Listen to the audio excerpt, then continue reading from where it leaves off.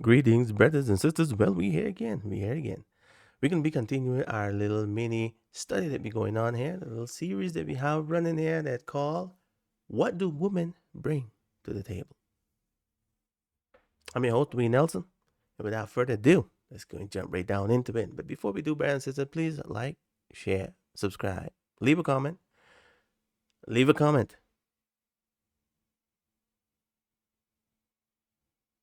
and do all that good stuff that only you can do. Anyway, let's jump right down this bit. And also, please, if you're interested in what I'm teaching here in this series, you can get the book. The book is has all of this thing that I'm teaching you here, and it's a lot more information. You can have more Bible text. I'm not giving much Bible text here. I'm doing a little bit different here today. Trying to get through all of this.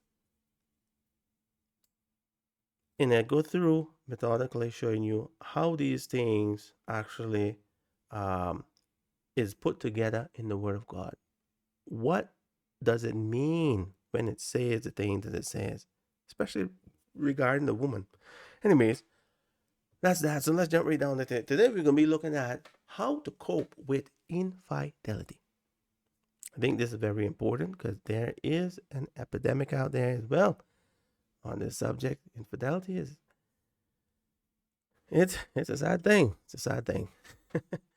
Anyway, brothers, what is infidelity?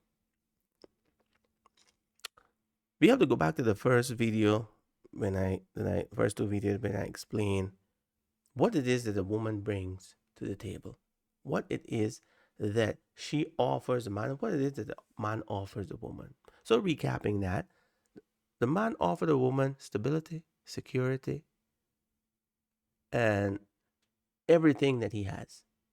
That's what the man offers a woman. This is what he brings to the table.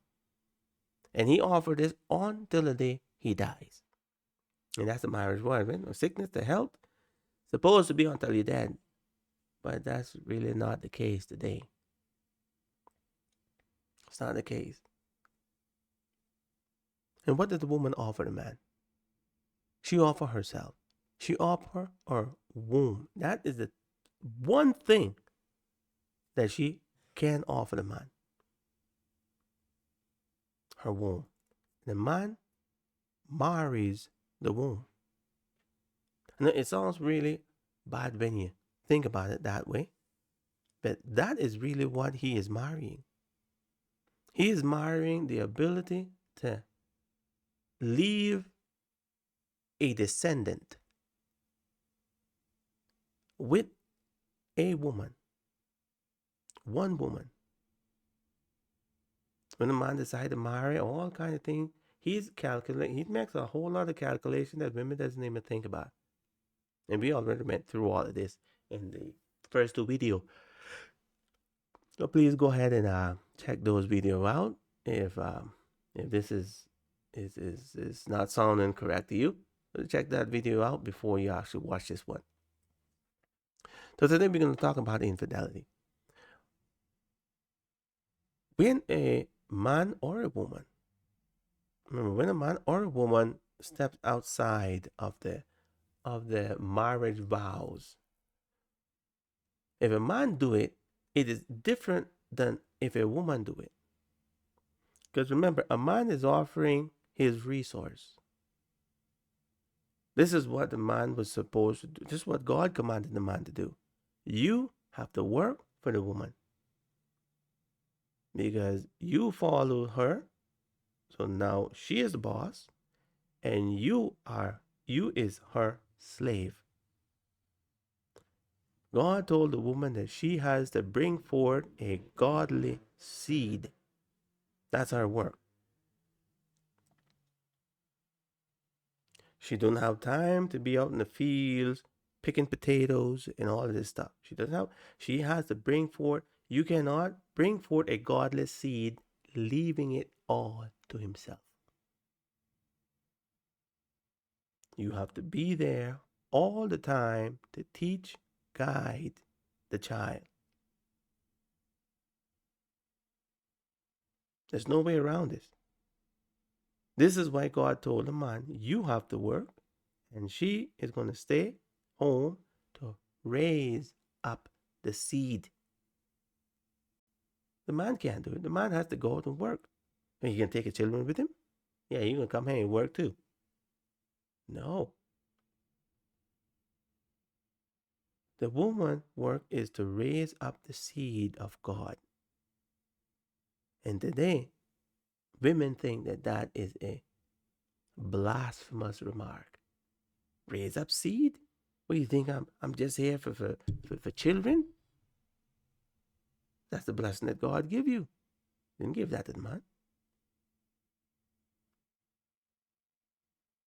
And it is a blessing, brothers, to raise up a seed, to be able to, how pain to give birth to a child,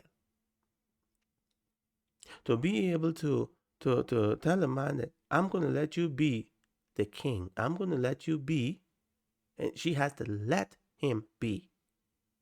Because she can not let him be as well. And this is where all kind of problems starts.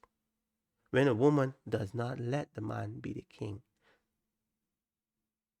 The man cannot be the king if you don't let him. You can have the most, the richest person in the world, has all the money. He can really go out there and get things done. Wealthy. But if he has the wrong woman, she will destroy that man with everything that he has. She will destroy him. She can be nothing, nobody. He could have taken her out of the dump, and she still have the ability to not let him lead.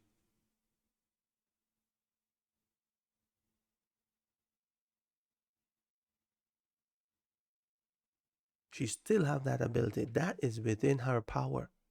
She has to let him lead. If she don't do it, he can't do it. Simple as that. If she does not permit it, he cannot do it.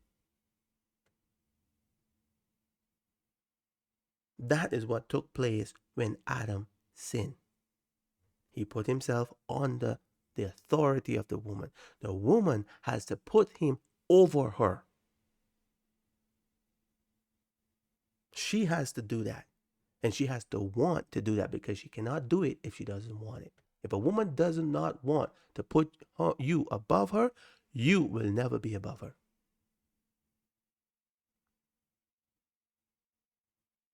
And this is the thing that the devil have.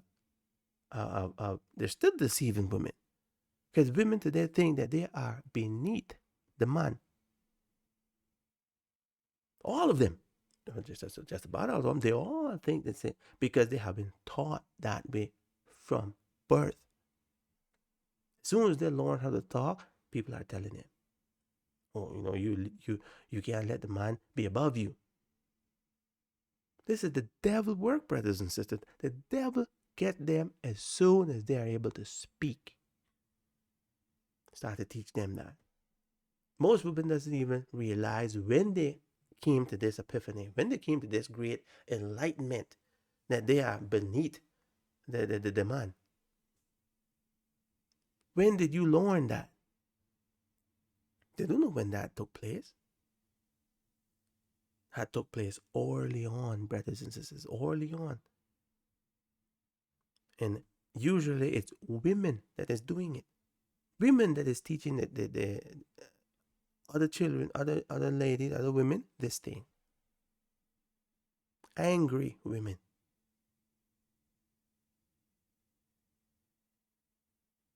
It's an epidemic. I tell you. Some sad stuff, but that's the way it is, brothers and sisters. That is the way it is. And what can you do? Can't do a thing. That's just the way it is. Anyways, let's continue. So you have now, what was I talking about? I remember. If the woman does not permit the man to lead, if the woman does not put the man above her, he will never be above her because he starts out under her. And he will stay under her until she does something about it. And this is the sad state that women have today. They don't realize what is really at stake. When a man often, and you notice if you go through the statistic, 80% of divorce are headed by women. They think that this is a privilege. Infidelity is the same with man and women. But I want to think, why do infidelity happen? Infidelity happen because one person started to think, I can do better. Or one person started to think, no, I don't feel the same way. This other person make me feel better. Infidelity happen when you start to think that the grass is greener on the other side. All of this could be avoided. All of this could be avoided if the woman realized what it is that the man has pledged to.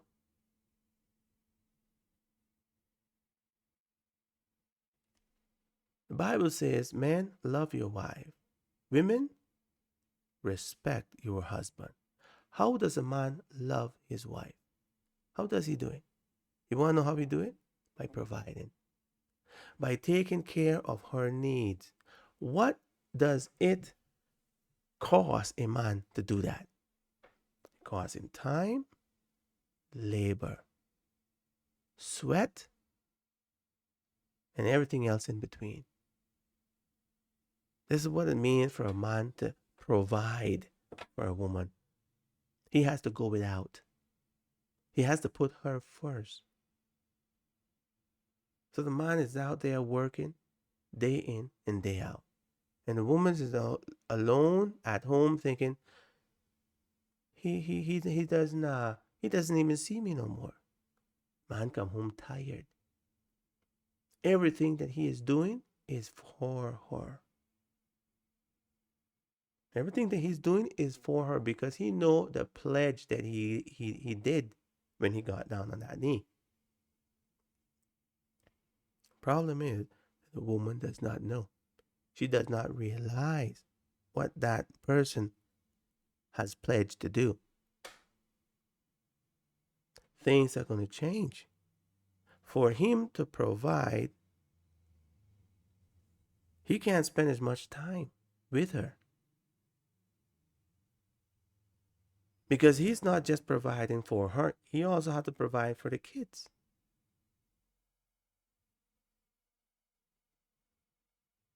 His time is divided in between a whole bunch of things, and he's trying to make things work.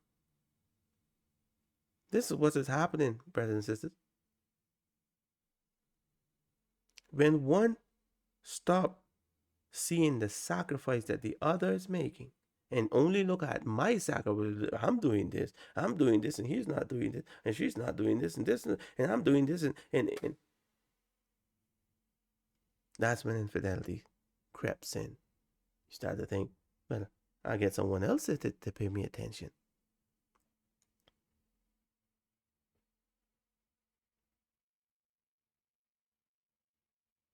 And when fidelity finally happened, it's very, very hard for a man to get over that. I'm not saying it's impossible because it happens all the time.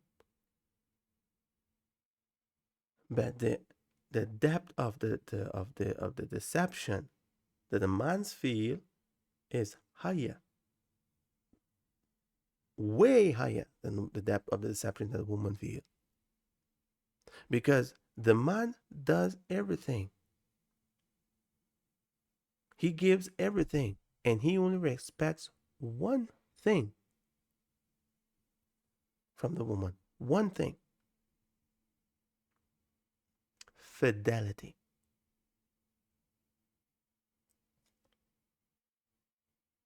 The moment the woman steps out of the marriage vows and she grant access to the one thing that the man has vowed to protect. You say, but he's just protecting that? No, he's protecting you as well. He can't protect that without protecting you. The man vows all of his existence on fidelity. That's the one thing that the woman can give him. It's the one thing that she has that she can give him. And when that is broken, brothers and sisters, very, very hard to cope with that. And the shadow is going to forever be over their heads. If you stay out too long, start to think. If you smile a little bit too much on the phone, start to think. Who are you talking to?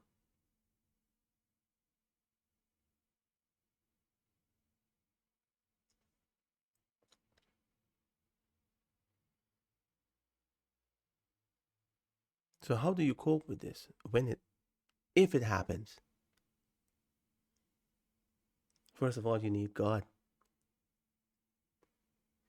You need God. God has to help you with that. That's why this is some serious stuff. God has to help. God has to help you, and God has to help him or her. God has to help both of you all. And the person that did the wrong, usually what happens is that the person that did the wrong trying to forget it. This is so bad, and I ain't saying that they don't realize that the hurt that they cause. They don't realize the magnitude of the situation. Sure, they realize that.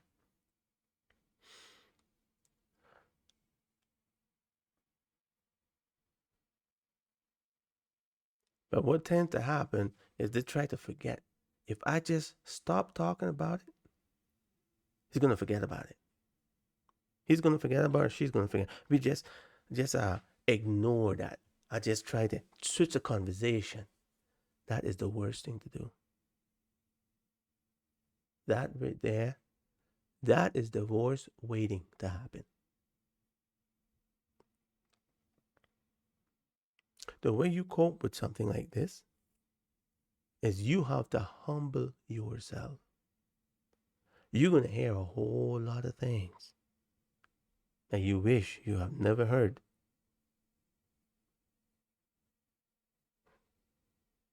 And you probably might need to hear it for a while. But you got to hang in there.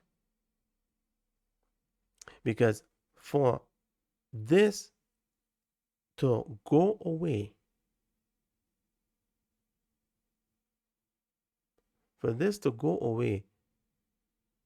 you have to bring it up. But I wouldn't say go out there bringing it up for no reason. But don't be afraid to enter into the topic.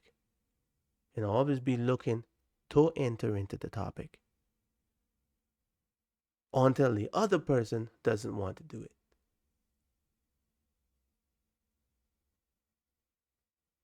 Mostly what happened is the person that did the wrong, they're the one that doesn't want to talk about it because it makes them feel bad. You keep it throwing this on me. You keep it making me feel bad. What do you mean? No, your feeling doesn't have anything to do with this now. The feeling of the person that is was hurt is the one that has to deal with this. At this point, you have to just sit back and take everything that's going to come. Because what's going to come is not going to be easy. It's not going to be pretty. It's not going to be likable. But it has to happen. Because the only way that healing can occur is if, and this is if, it is if the person that was hurt is willing to put it behind him.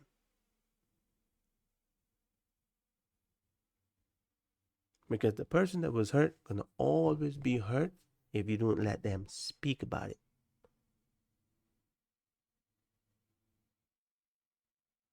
They need to get it off their chest. They need to sit down and they need to tell you everything, how they feel, and as much time and as much as they need to. If you want it to work, if you don't want it to work, then just leave yourself, right? But if you want that to continue to work, you have to be humble and you have to take all of it. And it's not going to be easy. It's not going to be pretty either. Some things are going to be said that you're going to have to really bite your tongue. Because when someone is hurting, feelings, your feeling really doesn't matter much. Because they are hurting. What you have to do is anytime you see the topic want to come up, sit down and talk about it. Let the person know that you are sorry. Give that person a reason to believe that you will not do that again. Give them a reason. If you don't give them a reason, they don't have a reason to do it. They don't have one reason to do that. If you do not give them a reason, they don't have a reason to do it. And if you do not let them speak, if you do not have that conversation is going to be had without you. Or that conversation is going to go on, brothers and sisters, whether you're there or you're not. So you make sure that you are in that conversation because you cannot defend yourself if you're not there. And what usually happens is people just get quiet. I'm not going to talk about that. When I see her start to say things and want to get upset, I'm just going to ignore everything. Let's block it all out. I ain't going to say a thing. I'm going to get up and leave. I don't want to hear none of this. I'm tired of this. When that happened, that person start to have that conversation with themselves. And they start to answer the question that they want to ask you. And believe me, brothers and sisters, when they answer for you, that is nothing close to what you would say. Nothing close to what you would say or do. But that is what happens. If you do not let them speak to you, they will speak to you by themselves. And that thing will keep festering and festering because what you are telling that person when you're not there, when you're not around, when you're not in the conversation, what you are telling that person, by have mercy. So make sure that you are in that conversation. When that person need to talk, stop what you're doing, sit down and let them speak and try to answer the best of your ability. Try to give that person all of the confidence that you can muster. If you want it to work. If you don't want it to work, then what's going to happen is going to happen. But healing, Brandon, from infidelity, the one thing, especially with a man, with a woman, it's a little different. A woman is different, but with a man, once you give that to another man, it is no longer exclusively his. And he will never forget it. For as long as he lives, he will never forget that I don't have anything here. I am not special. Anyone can get this. When a man starts to think that way, brothers and sisters, that it's a dangerous position. It's a dangerous position. That's why if a woman do that, she has to be there in those conversations. Because you leave him to himself or you leave her to herself and let them answer the question for themselves. It's only one way that that's going to end. So, how to cope with infidelity is talking. Talking and listening. Let the person say all that they need to say. It's all little things that they have seen in the past that they never did pay attention to. That's going to come up. You're going to remember all of that. Yeah, I remember this. Now I know what happened here. Make sure you in those conversations. Make sure you taking an active part there. Because if you don't, you're going to regret it. All right, Branson. I guess that'll be all I have to say on this subject. When we come back, we'll be looking at what goes on in a man's mind when all of this is happening. May God bless and keep you. My prayer for you, and you have a wonderful Sabbath. Bye bye.